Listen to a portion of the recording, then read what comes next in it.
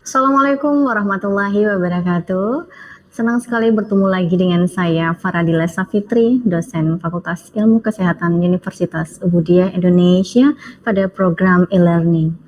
Pada pertemuan perkuliahan kita kali ini masih seperti mata kuliah yang sebelumnya, yaitu mata kuliah asuhan kebidanan nifas dan menyusui.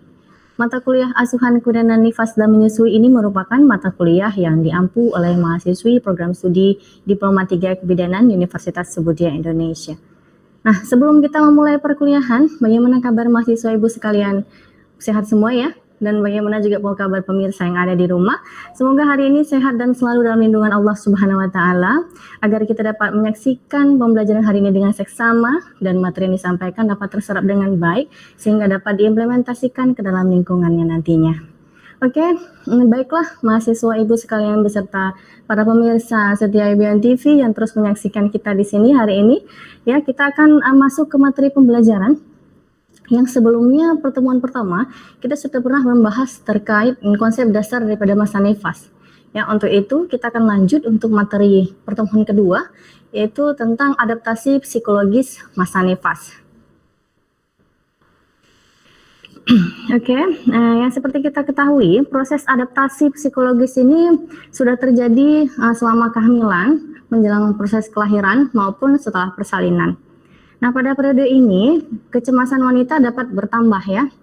Dan pengalaman yang unik dan berbeda-beda dapat dialami oleh ibu setelah persalinan. Jadi tidak semua ibu merasakan hal yang sama ya.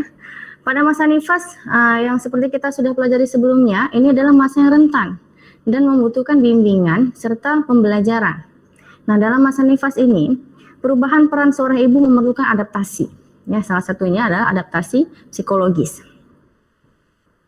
Ada beberapa fase dalam asuhan masa nifas, dalam masa nifas. Yang pertama adalah fase taking in. Apa itu fase taking in? Ini merupakan periode ketergantungan berlangsung dari hari pertama sampai hari kedua pasca persalinan. Nah, pada fase ini, ibu sedang berfokus terutama pada dirinya sendiri. Ketidaknyamanan fisik yang dialami pada fase ini adalah misalnya seperti mules, nyeri pada luka jahitan, kemudian kurang tidur, dan kelelahan. Hal ini membuat ibu perlu cukup istirahat untuk mencegah gangguan psikologis yang mungkin akan dialaminya, seperti menangis dan mudah tersinggung. Kemudian pada fase ini juga petugas kesehatan harus menggunakan pendekatan yang empati agar ibu dapat melewati fase ini dengan baik. Pada fase ini, ibu ingin didengarkan dan diperhatikan. Kemudian kemampuan mendengarkan dan menyediakan waktu yang cukup merupakan dukungan yang tidak ternilai bagi ibu. Ya, dukungan atau kemampuan ini yang diberikan oleh siapa? Oleh bidan, oleh keluarga, suami, dan teman. Ya. Kehadiran suami atau keluarga sangat diperlukan pada fase ini.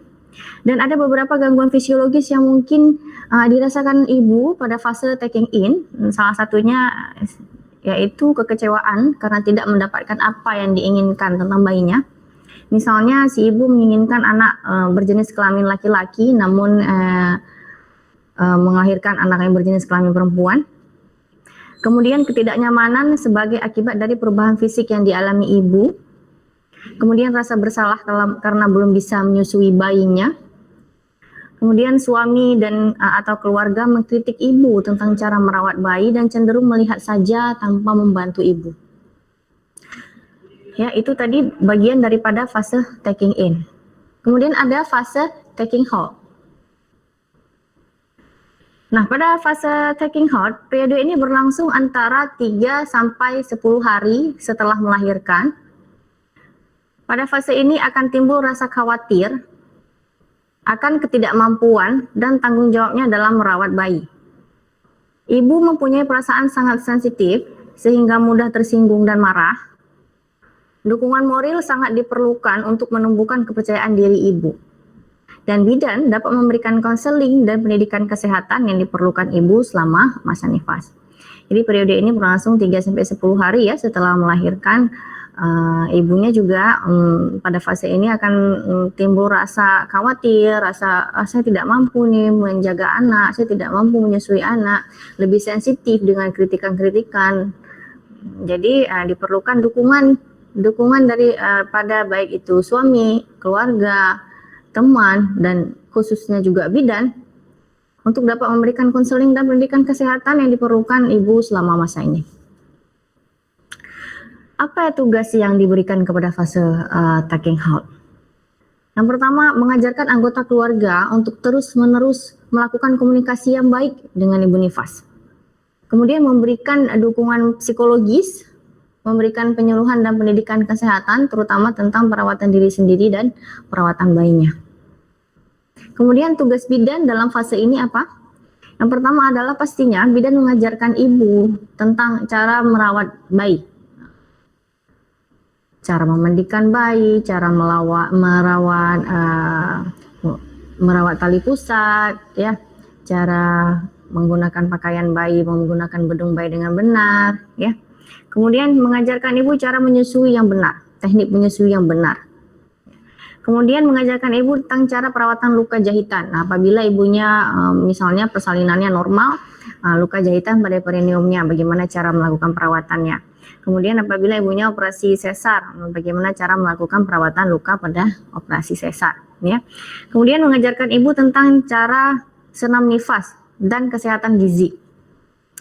Kemudian menganjurkan ibu untuk cukup istirahat, karena istirahat itu sangat penting untuk ibu agar bisa pulih secara normal kembali. Kemudian mengajarkan ibu untuk menjaga kesehatan dan kebersihan diri, ya.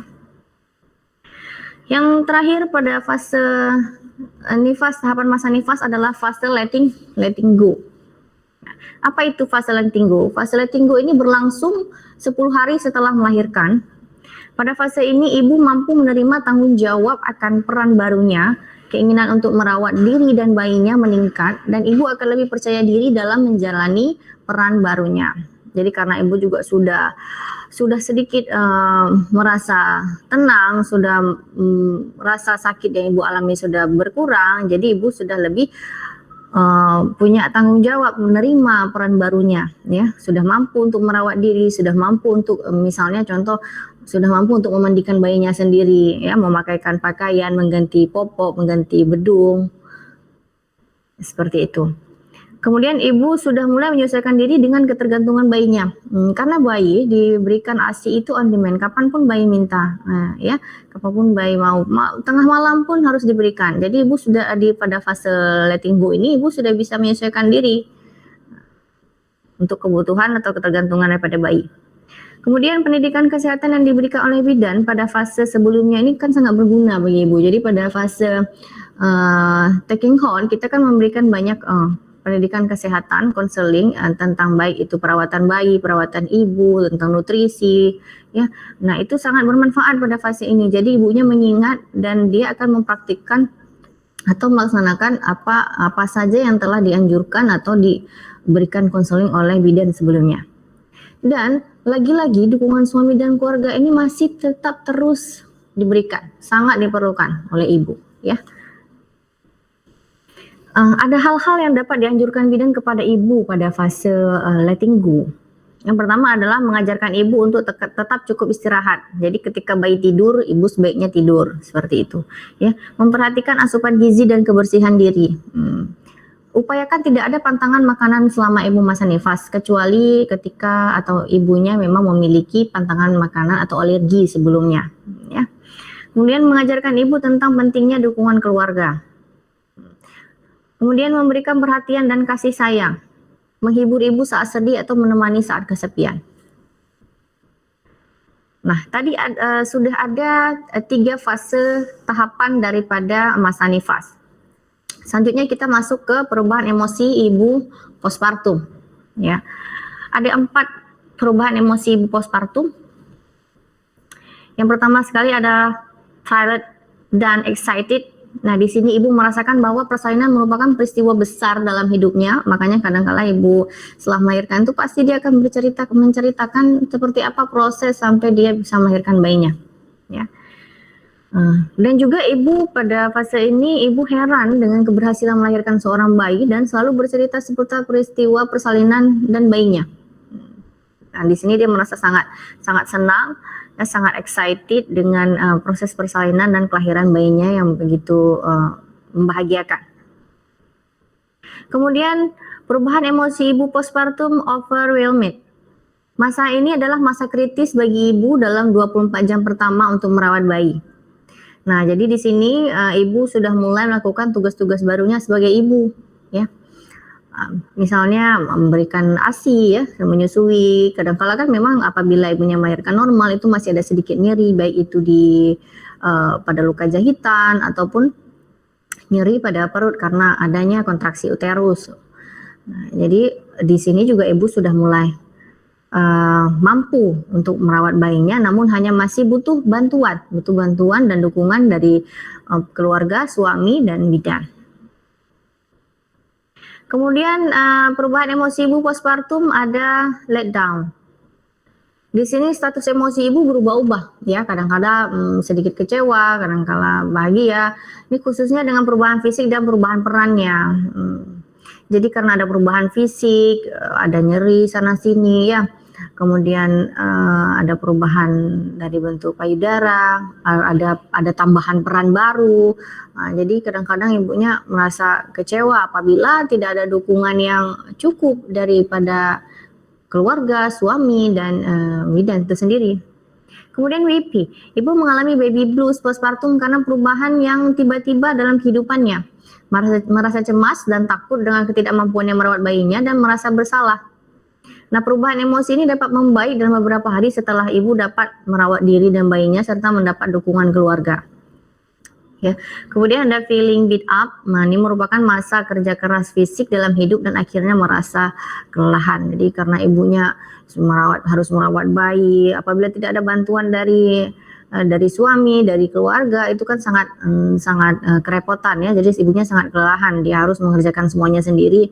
Dengan ibu nifas itu kadangkala tidurnya kurang, ya. Karena apa? Karena kadangkala bayi itu bangun pada malam hari, ya. Nah, jadi dukungan itu sangat dibutuhkan. Bantulah ibu nifas untuk menangani perubahan-perubahan yang dialami atau mengalami agar terhindar daripada gangguan-gangguan psikologis nantinya pada si ibu. Nah, kemudian kita masuk ke dalam gangguan psikologis pada masa nifas. Jadi perubahan psikologis selama masa nifas ini berkaitan dengan meningkatnya kesehatan ibu. Kebanyakan ibu yang baru melahirkan akan tampak gembira pastinya, kemudian penuh cinta kasih dan sangat tenang atas kelahiran bayinya. Kemudian pada kenyataannya itu tidak semua ibu menunjukkan gambaran emosi yang sama. Setiap ibu punya gambaran emosi yang berbeda-beda, tergantung dari apa yang sedang ibunya alami. Salah satu gangguan psikologis pada masa nifas itu adalah postpartum blues. Pasti mahasiswa ibu dan pemirsa yang ada di rumah sering dengar baby blues, postpartum blues, ya. Nah, itu adalah postpartum blues dapat terjadi begitu setelah proses kelahiran dan biasanya akan hilang setelah beberapa hari sampai seminggu setelah melahirkan. Nah, seseorang yang baru melahirkan dapat terkena perubahan mood secara tiba-tiba, secara tidak terduga, kemudian merasa sedih, kadangkala menangis tak henti tanpa sebab, kehilangan nafsu makan, tidak tenang, gundah, dan kesepian. Itu salah satu tanda gejala daripada postpartum blues. Untuk postpartum blues ini tidak ada perawatan khusus, hanya saja apabila gejalanya makin memburuk, tidak tertangani, itu juga berbahaya. Jadi memang perlu sekali dukungan dari bidan, dukungan dari suami untuk dapat mengurangi postpartum blues ini.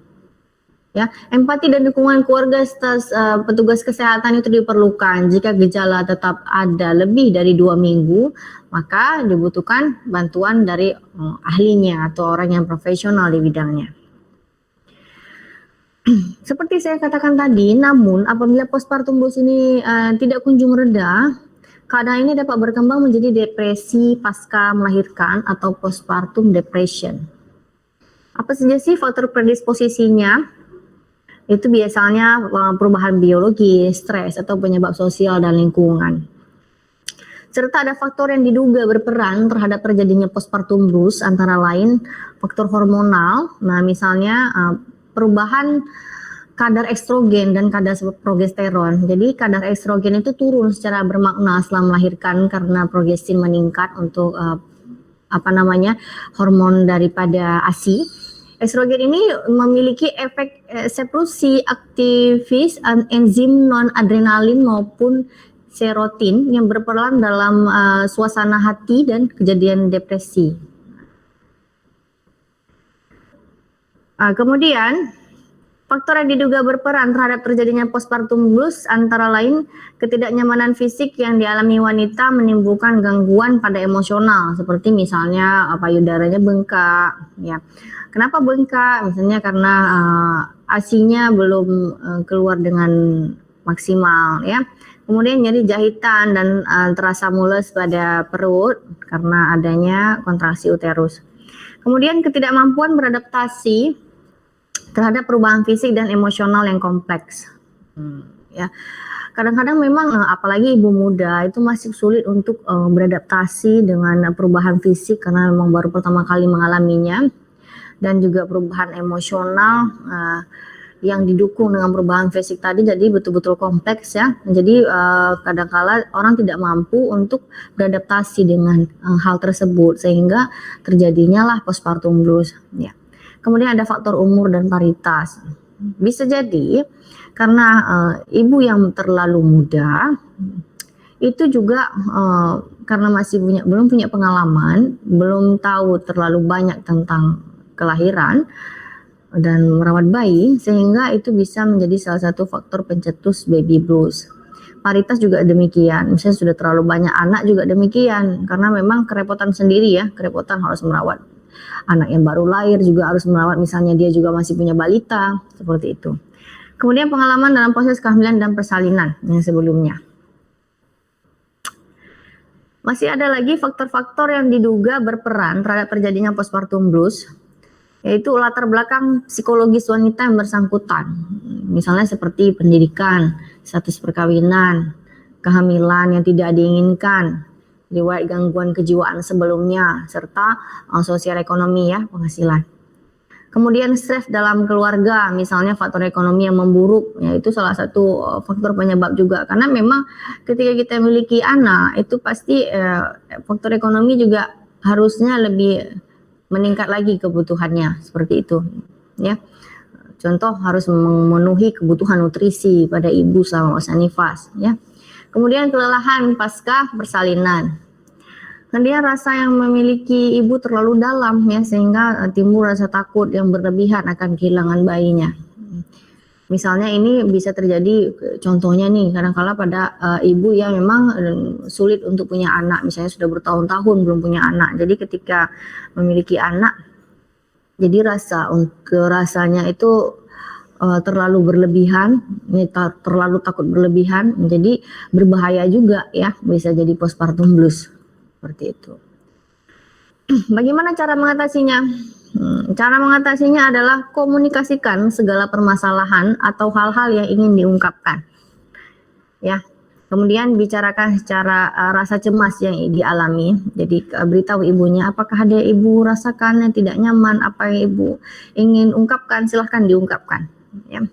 Kemudian bersikap tulus ikhlas dalam menerima aktivitas dan peran baru setelah melahirkan. Bersikap fleksibel dan tidak terlalu perfeksionis dalam mengurus bayi atau rumah tangga. Kemudian belajar tenang dengan menarik nafas dan mediasi. Kebutuhan istirahatnya harus cukup, tidur juga harus cukup ya. Ibu tidur ketika bayi tidur. Kemudian harus ada juga olahraga ringan ya. Nah, jadi semasa nifas ini juga bidan harus mengajarkan bagaimana senam nifas yang ringan-ringan. Seperti itu. Ada lagi juga cara mengatasinya adalah bergabung dengan kelompok ibu-ibu baru, kemudian dukungan tenaga kesehatan juga penting, apalagi dukungan suami, keluarga dan teman ya. Dan apabila ini terjadi, konsultasikan pada dokter atau orang yang profesional agar dapat meminimalisir faktor resiko lainnya dan membantu melakukan pengawasan ibu agar bisa terhindar dari postpartum blues, atau apabila memang sudah mengalami postpartum blues itu agar terhindar daripada depresi postpartum. Nah, seperti itu. Oke, untuk itu mahasiswa Ibu sekalian, untuk materi selanjutnya akan kita lanjutkan setelah pariwara berikut ini. Jadi jangan kemana-mana, tetap di UBM TV.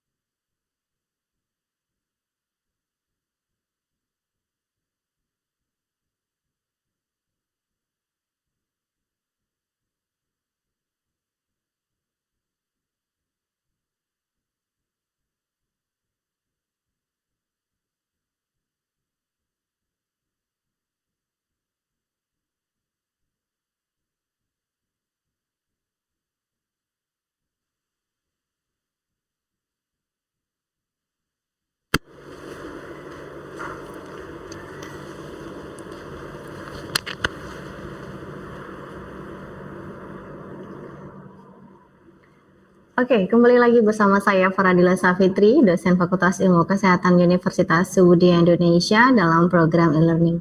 Baik, para mahasiswi ibu sekalian serta para pemirsa yang ada di rumah masih sanggup ya untuk melanjutkan materi pembelajaran kita hari ini? Ya, oke, baik. Kita lanjutkan kembali materi pembelajaran kita kali ini tentang gangguan psikologis yang terjadi pada masa nifas. Bagaimana cara pencegahan daripada postpartum blues?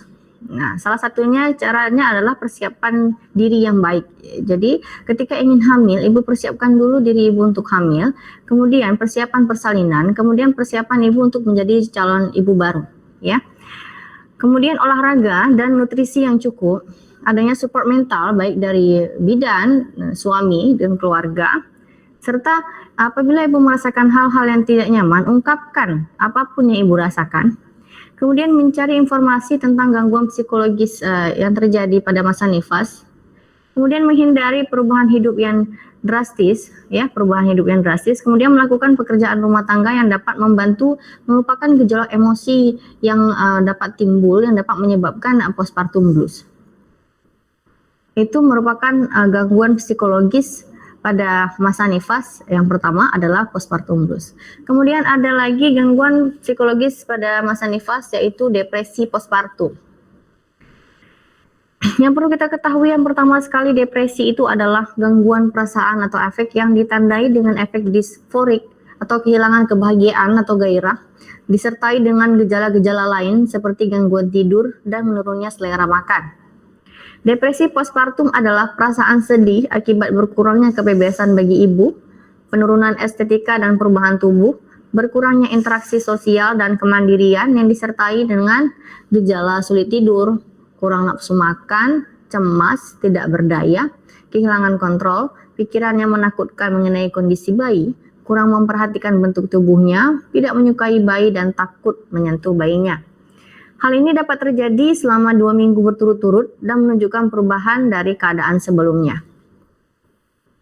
Gejala lain yang sering timbul dalam depresi postpartum ini adalah kehilangan harapan, kesedihan, mudah tersinggung, mudah menangis, mudah marah, ya kadang-kala juga menyalahkan diri sendiri, kehilangan energi, selalu dalam keadaan cemas terus-menerus, sulit berkonsentrasi, sakit kepala yang hebat, kehilangan minat untuk melakukan hubungan seksual, dan bahkan sampai ada ide untuk melakukan bunuh diri. Depresi postpartum ini dapat terjadi kapanpun di dalam jangka waktu 1 tahun setelah melahirkan. Jadi depresi postpartum ini sangat memerlukan perawatan dokter melalui konsultasi, baik dari grup support dan harusnya ada pengobatan. Dan yang terakhir adalah postpartum psikosis, salah satu gangguan daripada psikologis selama masa nifas. Postpartum psikosis ini merupakan keadaan di mana wanita mengalami tekanan jiwa yang sangat hebat, yang bisa menetap sampai setahun. Gangguan kejiwaan ini juga bisa selalu kambuh setiap pasca melahirkan, ya. Jadi postpartum psikosis ini merupakan gangguan mental yang berat pasca melahirkan, dengan gejala yang mirip dengan postpartum depression, ditambah dengan penderita sering berkhayal, berhalusinasi, dan bingung hingga muncul pikiran ingin melukai bayinya dan dirinya sendiri, ya, tanpa menyadari bahwa pikiran-pikiran itu tidak masuk akal. Kemudian hal ini juga berisiko untuk bunuh diri atau membunuh bayinya malahan, maka lebih besar daripada postpartum depression, ya. Ini merupakan gangguan jiwa yang sangat serius yang timbul karena penyebab organik atau fungsional emosional dan menunjukkan gangguan kemampuan berpikir, bereaksi secara emosional meningkat, berkomunikasi, menafsirkan kenyataan, dan bertindak sesuai dengan kenyataan. Psikosis ini merupakan gangguan kepribadian yang menyebabkan ketidakmampuan menilai realita dengan fantasi dirinya. Oke, baik mahasiswa ibu sekalian, tadi sudah selesai pembahasan kita tentang adaptasi psikologis pada masa nifas. Nah, sekarang kita masuk ke dalam sesi tanya jawab.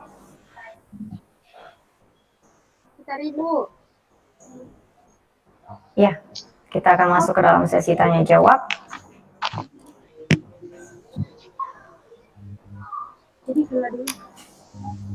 Bagi para mahasiswa Ibu yang ingin bertanya, boleh silakan acungkan tangannya dan aktifkan kembali mikrofonnya. Vela, Bu. Siapa itu? Vela. Ya, silakan Vela.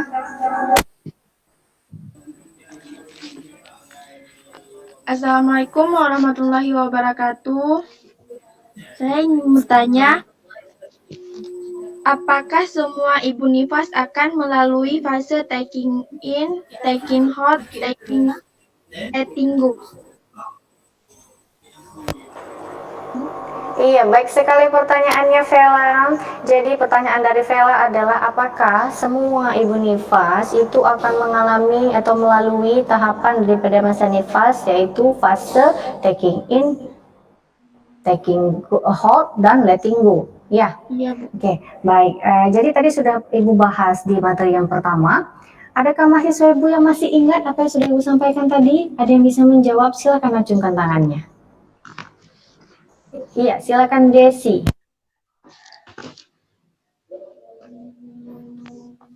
Assalamualaikum warahmatullahi wabarakatuh. Waalaikumsalam warahmatullahi wabarakatuh. Jadi saya akan mencoba menjawab pertanyaan daripada Vela. Sebelumnya saya akan menjelaskan kembali apa itu fase taking in, taking hold, dan fase letting go.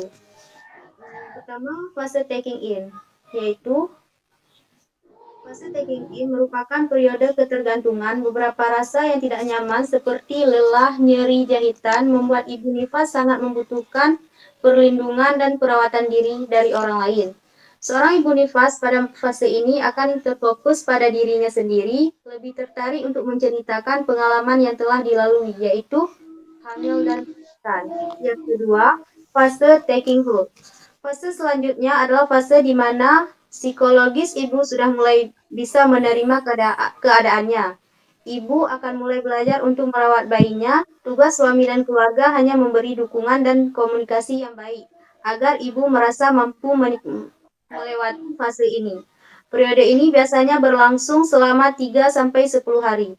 Yang ketiga, fase letting go adalah fase di mana seorang ibu nifas sudah mulai menerima tanggung jawab dan peran barunya sebagai seorang ibu. Ibu nifas pada fase ini sudah mampu melakukan perawatan diri sendiri dan bayinya secara mandiri. Secara umum, adaptasi fase-fase tersebut pada ibu nifas akan berjalan seperti teori tersebut. Namun, ada beberapa hal yang tidak selalu sama karena respon setiap individu pun berbeda sesuai dengan tingkat kematangan dan lingkungan. Namun, alangkah baiknya keluarga mengenali fase tersebut agar ibu terhindar dari sindrom baby blues dan postpartum depression. Sudah, Bu. Iya, baik sekali jawabannya Desi. Ya, semua mahasiswa Ibu sekalian, senang sekali Ibu ya. Pertanyaan dari Vela cukup bagus, jawaban dari Desi juga sangat tepat ya. Jadi memang tidak semua ibu nifas itu harus sama melalui fase ini ya. Jadi tergantung daripada fase kehidupan ibu itu sendiri ya. Oke, sudah paham semua ya dari pertanyaan yang pertama? Sudah, Bu. Sudah. Ada yang ingin ditanyakan? Etari, Bu. Tari, silakan Tari. Assalamualaikum warahmatullahi wabarakatuh. Waalaikumsalam Waalaikumsalam warahmatullahi wabarakatuh. wabarakatuh. Seberapa besar dukungan suami, keluarga, dan teman terhadap psikologis ibu nifas? Iya, bagus sekali pertanyaannya Etari. Baik, ditangkap dengan baik ya. Jadi pertanyaan Etari tadi, seberapa penting nih peran dan dukungan daripada suami, tugas kesehatan, teman, keluarga ya, dengan perubahan psikologis atau adaptasi psikologis pada masa nifas. Adakah mahasiswa ibu yang bisa menjawab? Silakan acungkan tangannya. Tidak ada? Oke, baik. Jadi, seperti yang sudah pernah Ibu sampaikan tadi sebelumnya, peran atau dukungan daripada suami, keluarga, teman, dan bidan itu sangat penting. Ya, sangat-sangat penting. Ya karena Ibu nifas itu ketika baru selesai melahirkan, dia tidak mampu melakukan perawatan pada dirinya sendiri dan merawat bayinya dengan sendiri. Ya, jadi sangat penting nih bantuan daripada keluarga, suami, bidan ya, dan pun juga teman-teman sekelilingnya ya. Dan pun apabila memang di sini ibu nifas itu kan pastinya tadi sudah kita pelajari bahwa ada perubahan-perubahan psikologis selama masa nifas. Jadi sebelum itu keluarga dan suami juga harus tahu, jadi, agar bisa memberikan dukungan yang baik kepada si ibu. Jangan hanya tahunya mengomentari, ya kadang-kadang kan memang seperti itu. Sering sekali bukan hanya suami, keluarga juga demikian. Kadang-kala mengkritik, sering sekali mengkritik si ibu, oh bukan begini cara merawatnya, oh bukan begitu, tapi tidak membantu. Nah itu akan mengganggu psikologis ibunya. Ya, juga kadang-kala ada temannya, teman datang berkunjung, keluarga yang lainnya pun begitu, datang berkunjung. Yang hanya yang disampaikan itu selalu kritikan, tapi tidak membantu. Jadi diupayakan agar menghindari hal-hal demikian, karena di sini ibunya masih butuh dukungan yang cukup kuat, ya, agar terhindar daripada berbagai gangguan-gangguan psikologis selama masa nifas. Ya demikian. Bagaimana mahasiswa ibu paham? Paham, Bu. Paham ya? Oke, baik. Kita kasih satu lagi pertanyaan ya. Silakan siapa yang ingin bertanya? Dara, Bu. Dara ingin bertanya, Bu.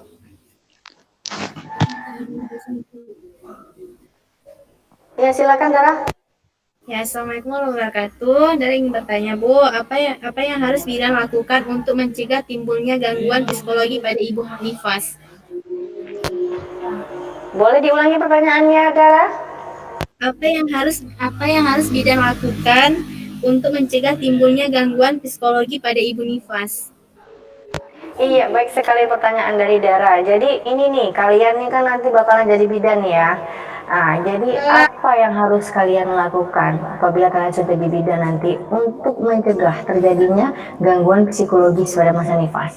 Nah, jadi harapan ibu ini kalian semua bisa jawab. Silahkan ajukan tangan yang bisa jawab. Rewi, Bu. Rewi ya, silahkan Rewi. Assalamualaikum warahmatullahi wabarakatuh. Saya akan menjawab pertanyaan manusia tadi. Apa yang harus bidan lakukan untuk mencegah timbulnya gangguan psikologi pada ibu nifas? Nah, ada 10 cara untuk mengatasi gangguan psikologi ibu nifas. Yang pertama, berbagi ceritalah dengan suami tentang kesehatan dan segala hal yang membuat Anda merasa terbebani. Dan yang kedua, sempatkanlah waktu untuk berendam dengan air hangat. Dan yang ketiga, jangan membuang waktu sarapan pagi Anda bersama dengan suami. Dan yang keempat, atur jadwal tidur. Dan yang kelima, selain berbagi dengan suami, Anda juga dapat bercerita dengan anggota keluarga lainnya. Dan yang keenam, berolahraga. Dan yang ketujuh, kenali diri sendiri. Dan yang ke-8, persiapan. Melakukan persiapan sebelum melahirkan. Dan yang ke-9, tetap beraktivitas. Dan yang ke-10, keluarga mendukung. Selain mendapatkan dukungan secara fisik, Anda juga patut mendapatkan dukungan secara emosional. Baik sekali jawaban dari Rewi, cukup tepat ya. Jadi Dara tadi gimana? Udah paham ya jawabannya? Dan Vella, Etari, Ulia, Desi, Leni ya sudah paham semua ya tentang materi pembelajaran kita hari ini ya? Sudah, Bu. Ya. Ada lagi yang mau ditanyakan? Tidak ada ya. Oke, untuk itu alhamdulillah Ibu sangat senang sekali hari ini mahasiswa Ibu semua sudah paham dengan materi kita pertemuan kedua ini, adaptasi psikologis pada masa nifas ya. Iya, untuk itu sudah selesai berarti materi pertemuan kita hari ini, dan sampai ketemu lagi kita minggu depan ya. Sama dengan seperti yang lalu, kita masih tetap pada jam yang sama dengan mata kuliah yang sama, namun dengan sub materi yang berbeda ya. Oke, untuk itu senang sekali saya Faradila Safitri sudah selesai memberikan materi hari ini dan sampai ketemu minggu depan. Jangan lupa baik itu mahasiswa maupun pemirsa yang ada di rumah tetap saksikan UB On TV di channel 57 UHF dan jangan lupa juga bisa nonton YouTube kita UB On TV Official. Jangan lupa subscribe, like, dan komen. Dan untuk itu sampai ketemu lagi minggu depan bersama saya. Assalamualaikum warahmatullahi wabarakatuh. Waalaikumsalam warahmatullahi wabarakatuh. Mas.